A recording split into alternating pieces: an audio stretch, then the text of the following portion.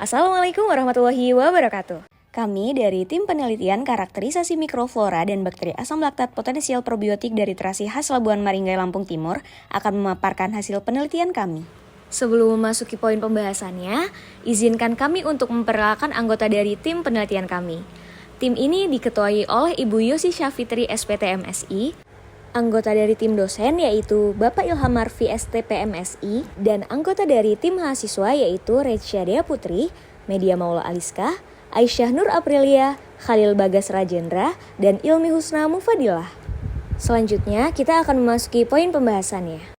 Terasi merupakan salah satu produk fermentasi yang sangat terkenal dan dapat ditemukan di seluruh wilayah Indonesia.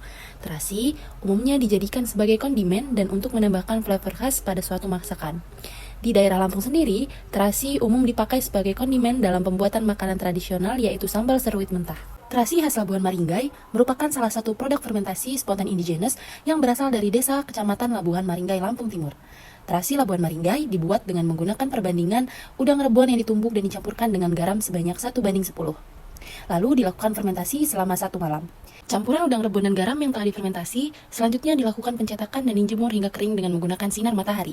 Penambahan garam pada proses fermentasi diketahui mampu menghambat pertumbuhan mikroorganisme yang tidak diinginkan dengan menurunkan aktivitas air produk sehingga memperpanjang umur simpan. Di samping itu, garam juga dapat memicu dan menyeleksi pertumbuhan mikroba toleran garam atau mikroba halofilik, yaitu bakteri asam laktat.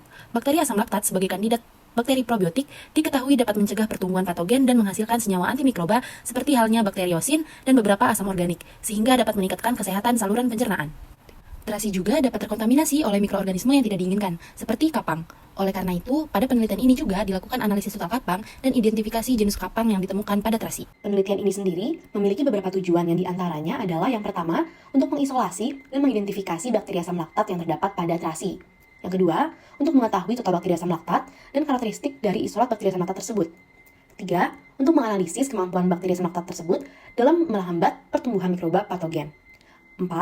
Untuk mengidentifikasi isolat bakteri asam laktat yang memiliki potensi sebagai kandidat probiotik.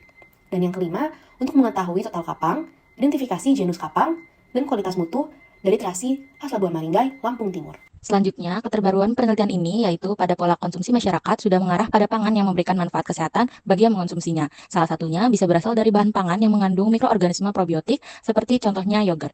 Hingga saat mikroorganisme probiotik yang beredar merupakan probiotik yang berasal dari luar negeri atau impor. Pengembangan potensi mikroorganisme probiotik lokal masih sangat luas untuk dikembangkan, salah satunya dari bahan fermentasi yaitu terasi, khususnya terasi Lampung. Selanjutnya, pada proses penelitian dilakukan 4 tahapan, yaitu yang pertama survei lokasi, berupa survei lokasi, wawancara, observasi, dan sampling. Kemudian proses kedua yaitu menganalisis karakteristik terasi, dari analisis total kapang, kadar air, kadar abu tak larut asam, uji total bal. Kemudian proses ketiga yaitu identifikasi karakteristik mikroflora, berupa pewarnaan gram, uji katalase, identifikasi kapang, dan tipe fermentasi. Kemudian yang terakhir ada proses yang keempat yaitu potensi probiotik, dilakukan uji ketahanan pH asam lambung, uji ketahanan garam empedu, uji hidrofobisitas, dan uji koagregasi bakteri asam laktat. Selanjutnya adalah hasil penelitian. Penelitian tahap 1. Tahapan pertama penelitian diawali dengan survei lokasi, observasi, wawancara, dan sampling.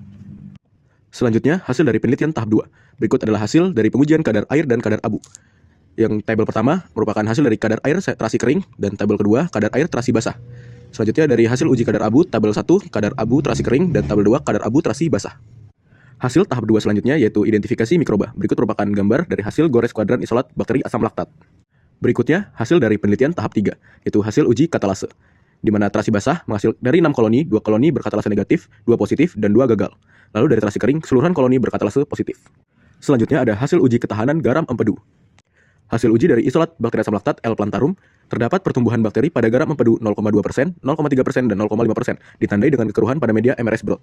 Dan yang terakhir adalah hasil uji ketahanan pH asam lambung, di mana hasilnya terdapat pertumbuhan bakteri pada pH 2, 3, dan 4 setelah inokulasi isolat bal L. plantarum, ditandai dengan kekeruhan pada media MRS Broad dan endapan bakteri di bagian bawah ulir. Dan ini merupakan galeri penelitian atau dokumentasi penelitian yang telah kami lakukan. Kami mengucapkan terima kasih kepada Hibah Pendanaan Bima Kemendikbudristek dengan judul penelitian karakteristik mikroflora dan bakteri asam laktat potensi probiotik dari terasi khas Labuan Maringgai, Lampung Timur.